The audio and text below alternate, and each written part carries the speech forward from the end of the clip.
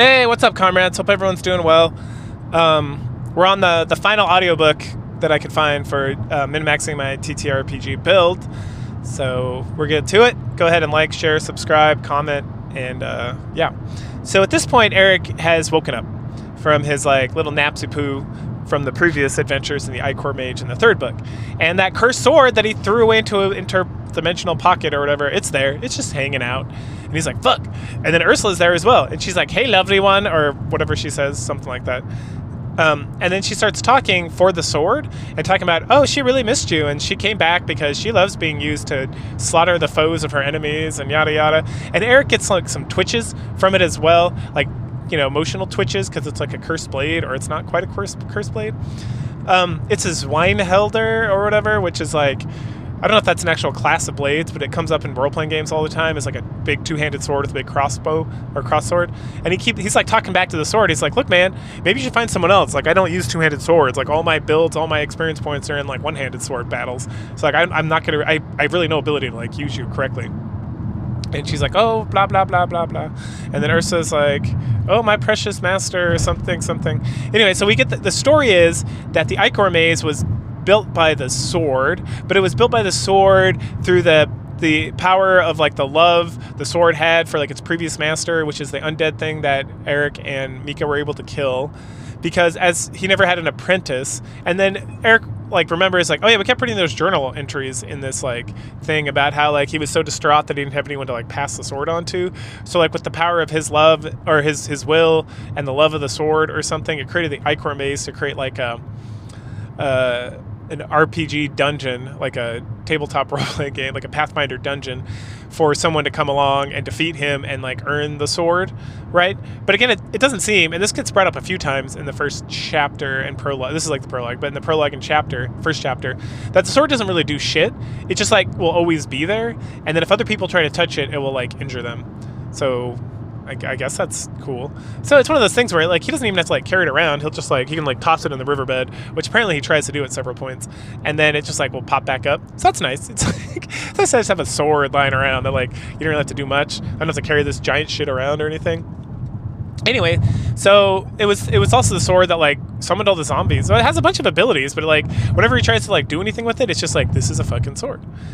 So it looks like he's stuck with that. He finds out that he's been unconscious for days, and then he passes out again, 5 days. And the next morning, Mika wakes him up, and she's a girl, and he's like, oh, girl! And they chat about this and all that stuff, and no, we're still friends, don't worry about it. I'm a progressive man or whatever. They then get a letter from the Treant, which they can't read because it's in super palatial tongue and not just regular palatial tongue. And they're trying to figure it out, and they're kind of panicky. And then at the end of the letter is oh, give this to your masters to let them know you did the job correctly. And here's what I said in normal speak, regular common. And then he also gives each of them 10 drachmae, which is, according to the math that's done by Eric, is $80,000. It's damn, because he compares 10 drachmae to a year and a half of work for most people, for a working Joe or whatever, or a year's worth of pay or something. And he's floored.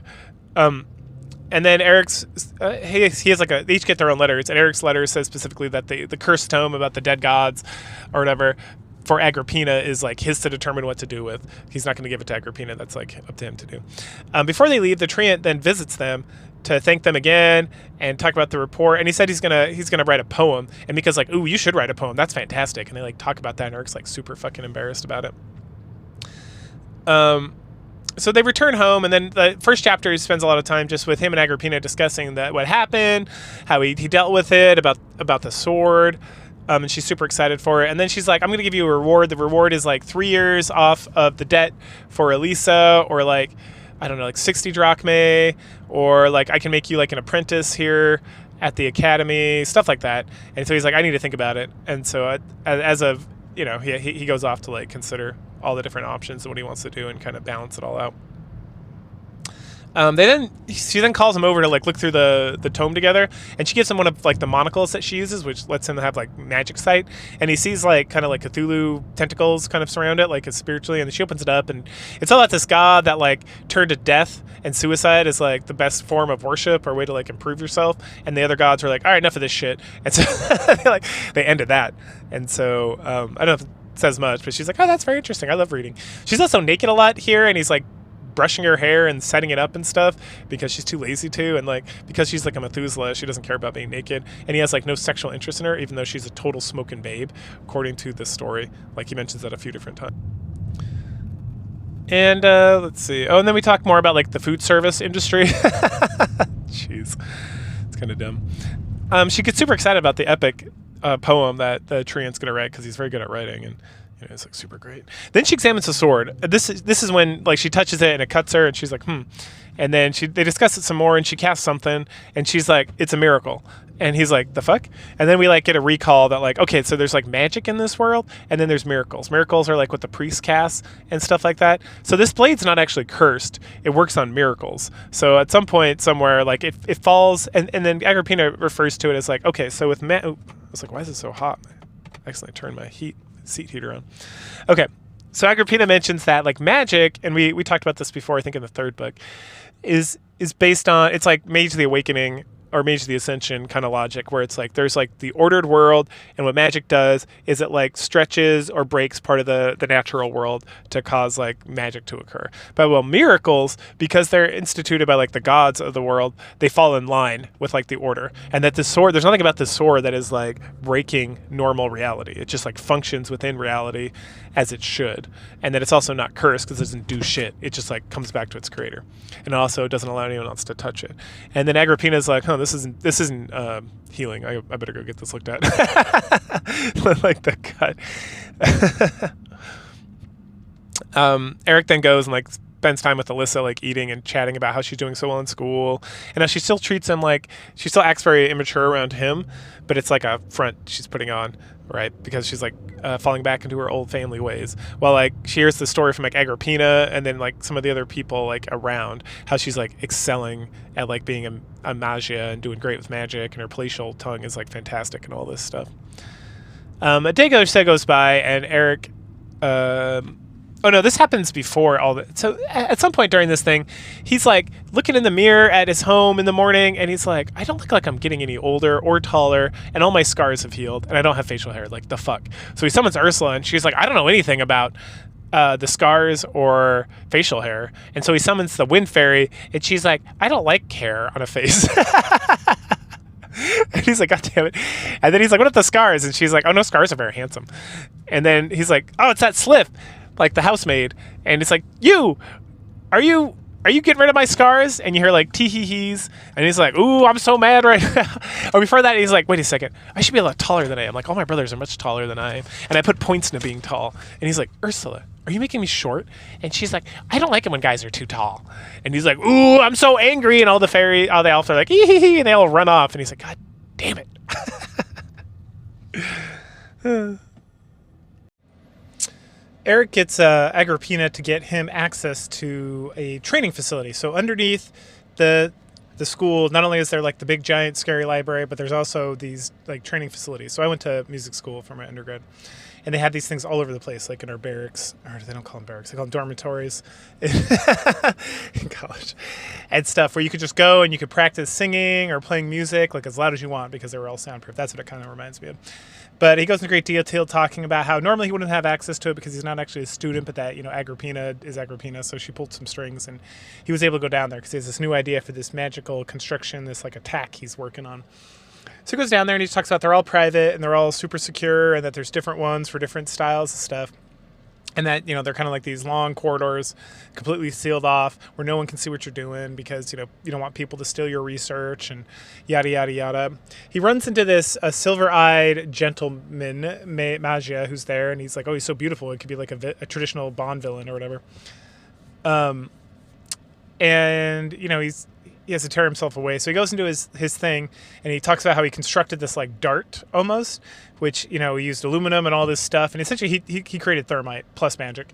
And thermite, for those of you who don't know, is like, it's so hot and so powerful that it literally, they use it underwater to burn things, because it's like molten metal essentially. So even like the ocean cannot stop it from like melting things or burning through things.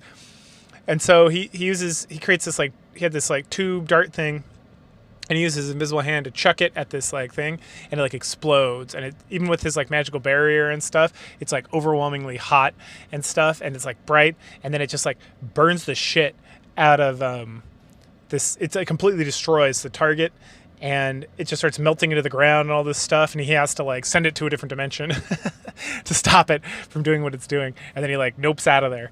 And then we go to the silver-eyed guy standing outside, and he's sitting there, and he hears like something, and then he sees the Eric run away, and he's like, huh. So he goes inside the corridor, and he's looking around. He's like, oh, this is interesting. It's like this guy just used cantrips, but it's like the super powerful fire magic, and he's thinking about it. He even touches it, and it like melts away part of his hand, and then it like his hand just like automatically heals.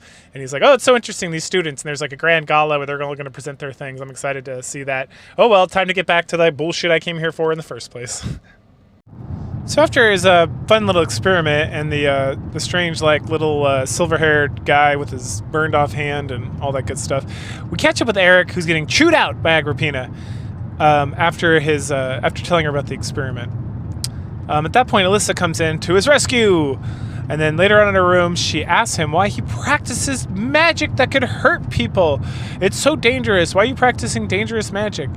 And, you know, at first he's like, well, you know, I want to be an adventurer and stuff. And she's like, but why? And he's like, so I can go adventuring? And she's like, but why? And he's like, oh, that's a good point. I don't know why. I got to think about it some more. And so he thinks about it. And eventually he's like, wait. I know why. So I can protect you, my beautiful baby sister who I love and I want to protect forever. And then she's like, We switch back over to Agrippina, who's thinking about Mensch, the humans, and how they grow so fast and change so rapidly, and how they're so quick to do things. And it is amusing to her, even though she doesn't give that much of a fuck, because she's not that old. She's over 100, I think, 150, something like that. But, you know, that's a long time still. She's also thinking about what kind of elf Alyssa is, or, you know, what kind of elf she derives from, or something. I'm still kind of unclear about the change of thing. I think they're elves, like Ursula, literally just go and, like, impregnate themselves into, like, a human woman, and then are born as changelings, and then hopefully don't go crazy and kill a bunch of people like the ice one.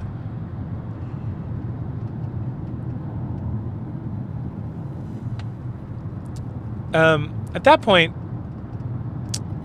she talks to Alyssa, and Alyssa mentions that she wants to get stronger, and she wants to get better, and she wants Agrippina to push her more, and Agrippina's like, why Diska? Like, why Shima? And she's like, so my brother Eric doesn't have to protect me, and Agrippina's like, ooh, I could use this to my advantage, I like this. And then she's like, oh yeah, I can definitely help you so that you don't need protection from Eric. In fact, I can get you to a place, if you work really, really hard and do exactly what I say, where you can protect Eric. And Alyssa's like, ooh, I want to protect my brother. That sounds great. And she's like, yes, you'll become so powerful, you'll never need protection, and you can protect him. And Alyssa's like, let's do it. And Agrippina's like, ooh, in her head. Switching over, we now visit the Emperor of the Kingdom of Rain. Well, first we get like a whole diatribe about the kingdom and how it works and a lot of boring stuff. But the Emperor's sitting there, and he's being counseled by two other noble house leaders. So there's three noble house leaders. And we get like the whole history where there was like divided kingdoms in this area, and then one guy like joined forces with like the werewolves and the vampires, and eventually formed the empire. And then they have like a tri-house alliance where like one of the members of like the houses, and they're all interbred and yada yada yada. Anyway, so there's a werewolf here and a vampire, and the vampire is the silver-haired guy from before. So it's like, oh, that's why he was able to regenerate. And this is very important that we saw him burn his hand off and then regenerate. It's very important for the very end of this book, so pay attention to that. Because he's a vampire dude who's been alive for like, I don't know, thousands of years, hundreds of years, something like that. Anyway, they're arguing. The Emperor doesn't want to be the Emperor anymore. He's like a dragon knight. He used to ride a dragon into battle and all that. And, you know, they did battles and shit, and he loved that. And this is awful. He hates it so much. And then he's like, you guys take over. And then apparently werewolves live like half as long as humans, and then vampires are obviously virtually immortal. So he's like, how about you be the Emperor again? And then this like head of the vampire clan or whatever is like, nah, man, I've already done it like twice. I'm chilling now. I'm just going to be like a magus. And then someone's like, what about your son? And it's like, oh, bro, don't get me started with that motherfucker. He was, I was like, hey, you're the crown prince. I know we don't really have hereditary rule here, but how about you take over? I think everyone would be cool with that. And he's married to a werewolf lady, I think, the son. And he's like, hey, I'll tell you what, father, if you make me the emperor, I'm going to divorce my wife and then remarry into her family instead of her being married into our family. So then her now will bring like a fourth house into this three house thing. How do you like them apples, motherfucker? And the king's like, ugh, I hate you so much. You're the worst. Anyway, they jibber jabber and go back and forth about that. It's pretty boring. And then we start talking about politically, the kingdom or the Emperor of Reince or whatever it's called is somewhat landlocked. They're not completely landlocked, but they don't have any like large warm water ports, year-round warm water ports, and that puts them at a trade deficit with like other kingdoms and empires and whatever. So that the king has been heavily investing in doing research on getting an airship program going, because if they can get airships and they can be in, excuse me, being close to water. I mean, who gives a fuck about that? You can fly, so you can go anywhere you want and be fast and stuff, and so that's great. So they discuss that for a bit. Back to Eric and Mika. Mika's now a dude. They are, it's like so that was like winter. Now winter's over and it's spring and the snow's melted. And they're taking Eric's like war horses. I guess they're more Agrippina's, but he's been using them a lot more. Agrippina's war horse is out for a run, and Eric is like a trained and very talented, and he invested a lot of his like skill points in horse riding and stuff. So he's cruising. Mika, despite Eric telling him not to, is trying to keep up with the other horse, and it's just causing so many problems. And the other horse is getting frustrated because Mika is just not at the same level as Eric, unfortunately for him. After that, they kind of chill, and they're discussing this like upcoming festival that's going to occur. And Eric is like, hey, can I bring my little sister Alyssa so she can meet you? And Mika's a little intimidated by that because his like background of being like friendless and kind of sad and being an angel and whatnot. But finally he agrees. Skip forward a little bit to this festival. It's like there's like parades, and everyone's celebrating, and it's like stalls, and it's a grand thing going on. But Eric and Alyssa show up, and we get this whole description about how Alyssa's dressed by like Lady Lightsmith or whatever, who is the wraith, like a Lolita kind of goth princess or doll with like red and black, and how Eric can't help but be like, even though that woman's a pervert, my sister is so cute, so kawaii. Eric's being hit on by a bunch of, Mika is being hit on by a bunch of girls, because again, in any form, he at this point is so beautiful and handsome and whatever, and these girls are like da da da da da, and then Eric's like, hey man, what up? And these girls turn around and they see Eric and Alyssa dressed like to the nines, essentially. They're like, oh boy, we can't, this guy's definitely not going to go out with us. This is like a much higher class than we are, because they're just kind of commoners. And while Eric and Alyssa are commoners, and so is Mika, the fact that they're dressed the way they're dressed by Lady Lightsmith, who is like, she like spares no change, like she spares no expense in dressing up her little like doll children, like the pervert she is, I guess.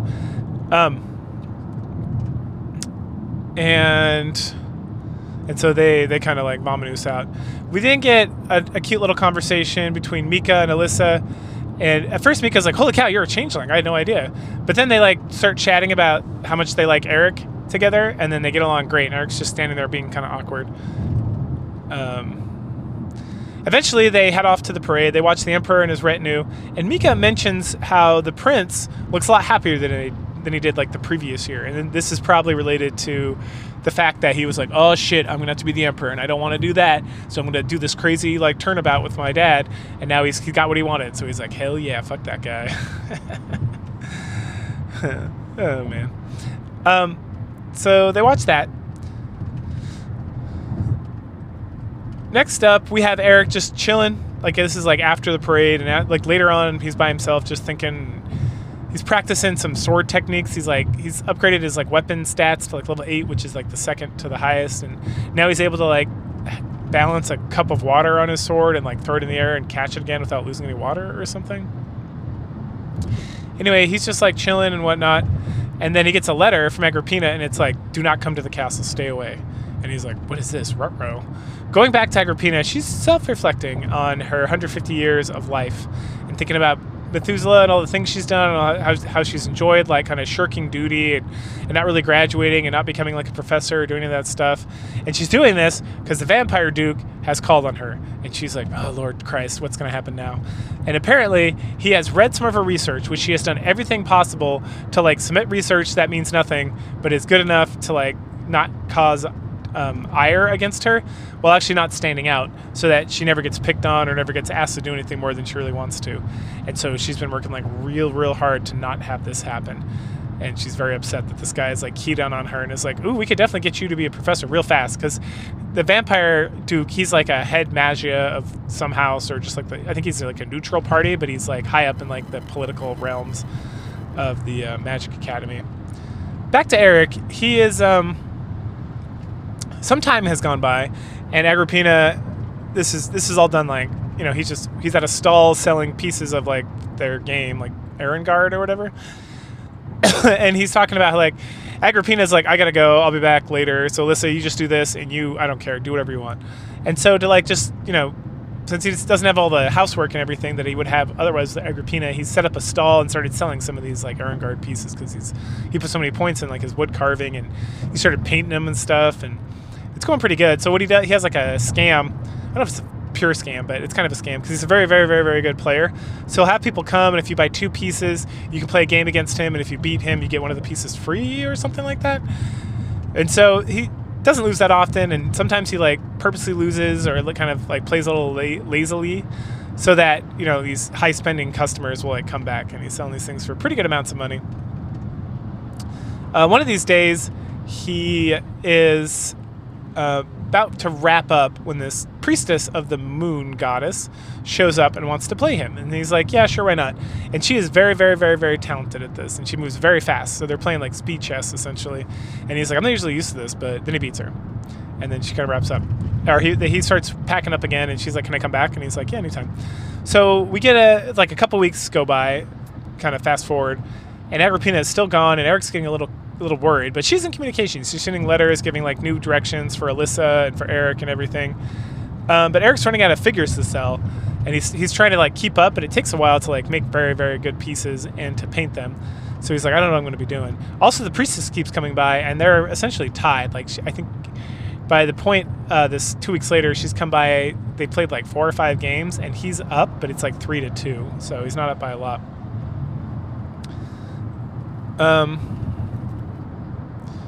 So we get some of that. Back to Agrippina. She has been trapped in with the Duke, and I guess she wrote something about like having airships fly, or like using magic to cause things to float or fly or travel. And so she's just been locked in with him, trying to figure out a way to get these airships to work. And part of the problem is like the mana usage to make things work. And at some point he's like, well, could we do this like crazy thing where we like disrupt the airflow or something? And Agrippina's like, yeah, we could, but it would take like 100 normal mages to do that, and that's like not cost efficient. Essentially, that's really not going to work out. And so that's what she's been doing. She seems pretty miserable at the whole thing. And this is the point where he's like, I love working with you. You're doing so good, and you're teaching me so much, and you're so wise. We're going to make you a professor. And she's like, Lord Christ, give me strength. Back to Eric. Mika started helping him work at the stall, just like something to do. And after they wrapped up for the day, they're meandering back home or to the bath or something. And they see this person like running along the roof. That person falls, and Eric catches her. And it's her because it's the priestess, and she's running away from some thugs and like a noble lady. So then Eric gets them inside, like gets Mika and her inside like a house, and then he pretends like he was just standing there. And this noble lady runs up and is like, hey, have you seen someone run along the roof? And he's like, I did. She went that way. And she's like, all right, cool. We then learn a little bit about like the gang, the Underdark system here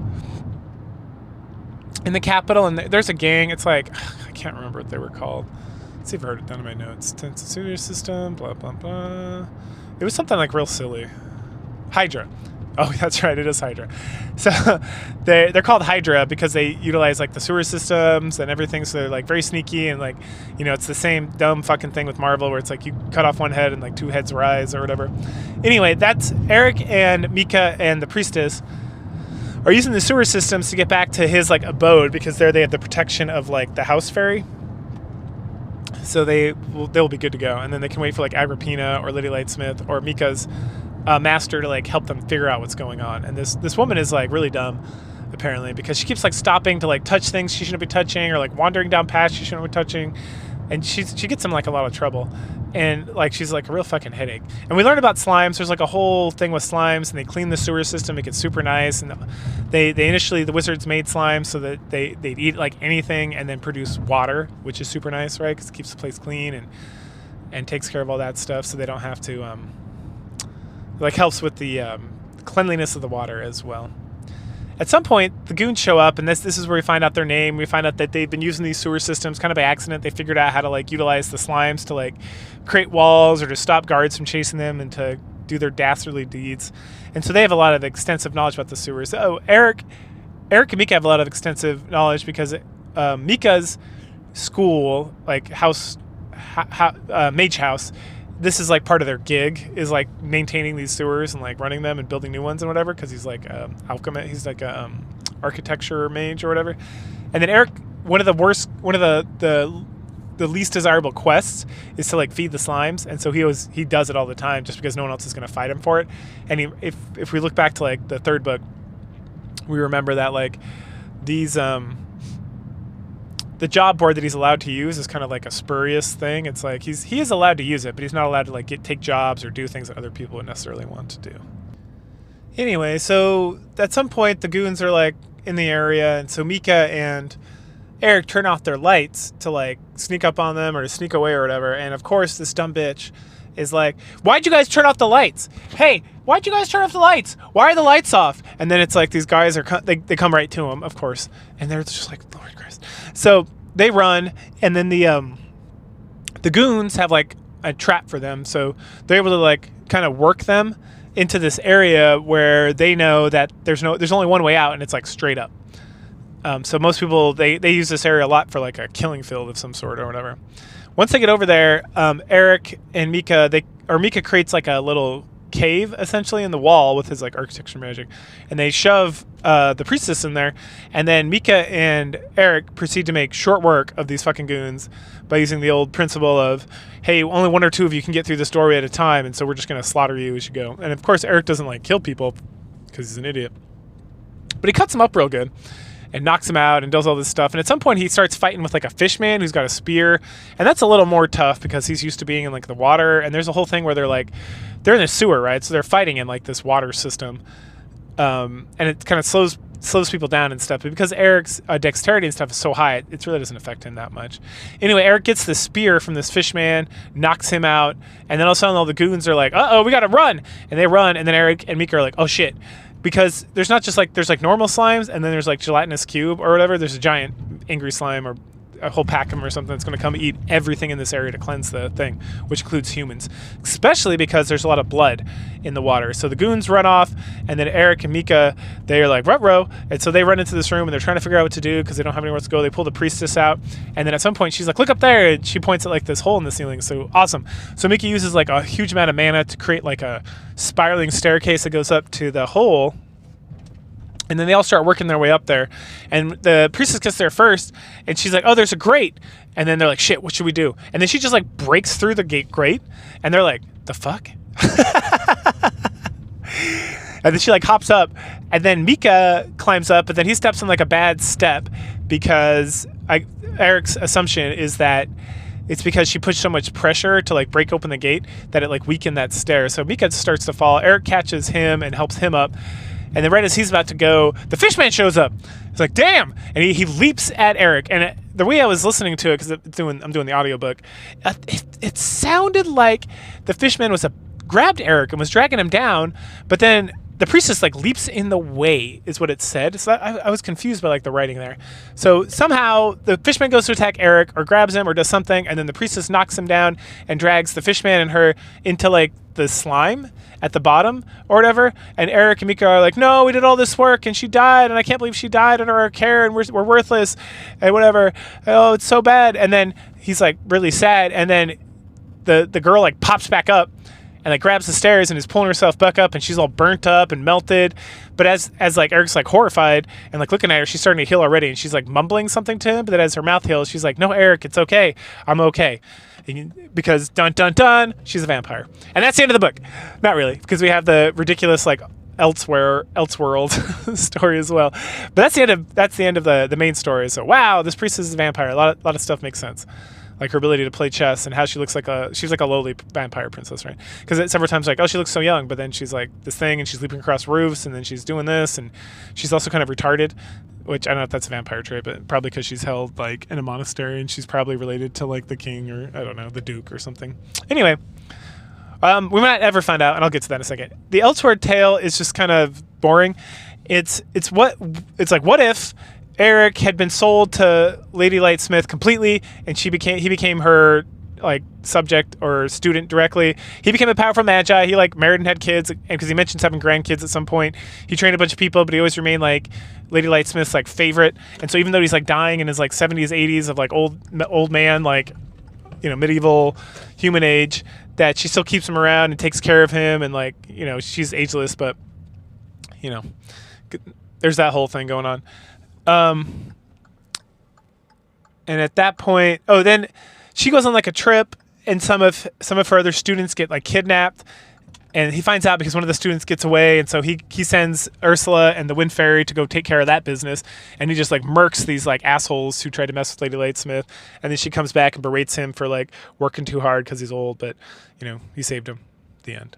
All right, so that's the end of book 4 completely.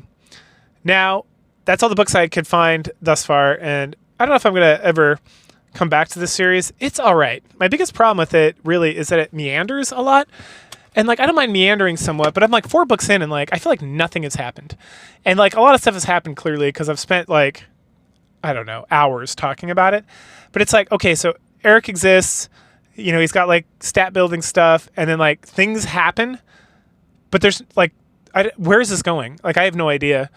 Like it's not going like anywhere. Like we're at the end of book 4, and it's like light novels can take like a while to get like going, like a lot more than like manga tends to be a lot quicker, and anime as well, because they'll have like 2 or 3 volumes in like a season of anime.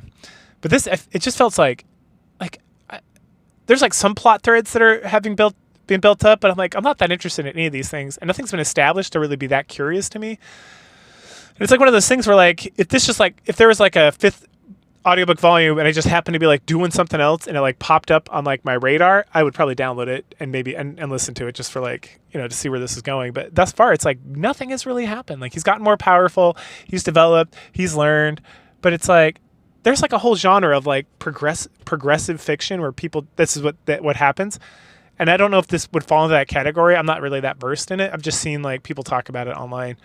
And I feel like this would be that. And it's like, I have no interest in that if that's what this is, because it's so boring. Like, I like my stories to be like, hey, shit's happening. This is where we're going. Let's knock it out. Go. And then problem solved, moving on to the next problem, right? Or like you're building up to like something bigger. This I feel like there's nothing, there's like potential build up with like stuff, but then these Earthworld tales and it's like we're introduced to characters and then like next volume they're just gone. I just don't know. I just don't know if the writing is that good, or the story plotting is that good, or like it really is like a slice of life story. It just happens to have like magical elements and fantasy stuff. That's really what it feels like. And it's like to read this is just like kind of like, I don't know. I'm just really not that interested in like where they're going or what's happening or like why anything's occurring. And it sounds like a lot of these other stories that are like not the real story are a lot more interesting. So it's okay. That's the thing. Like I was like vaguely interested for this thing. But at times I'd just be like, I could listen to that, or I could like see what random thing is on YouTube or Rumble or BitChute to watch instead. So I really can't rate this that high. Like I would say out of like a score of 10, which for me again 5 is like very average. This would be like slightly above average. This would be like a 5.5. Like it's nothing about it is like bad per se. I just was never that intrigued or pulled into the story or that interested in what was going on. And like nothing. I have nothing to, like. There's no complaints I really have. It's just I feel like it's not going anywhere. Like real fast. like it's making a concerted effort to not go anywhere, to just like be fucking around and like diddling in the grass or whatever. And I don't know. I want like more to my stories. Like I feel like I got more plot development in that one book in the SS the Villainous is an SS Plus adventure than I did in like this in 4 books of this. Right? Like immediately that the princess in that book like establishes, oh, I'm trying to do this thing, I'm gonna go do this thing. Here it's like Eric's just like living life. Shit's happening. other stuff's happening. And then there's these side stories, and it's like, that story sounds so much more interesting than the story we're currently in, which is just kind of like, whatever. Anyway, it's fine. If you like just meandering fantasy slice of life with like some magic and adventure. I mean, the best part was that dungeon they were in, to be completely honest, but that's one dungeon and in like all these books. So it's just kind of like, whatever. All right, cool. So go ahead, like, share, subscribe, and that'll be the end of this for the foreseeable future, but who knows? Maybe I'll circle back around to it someday. Cool. Catch y'all later. Bye.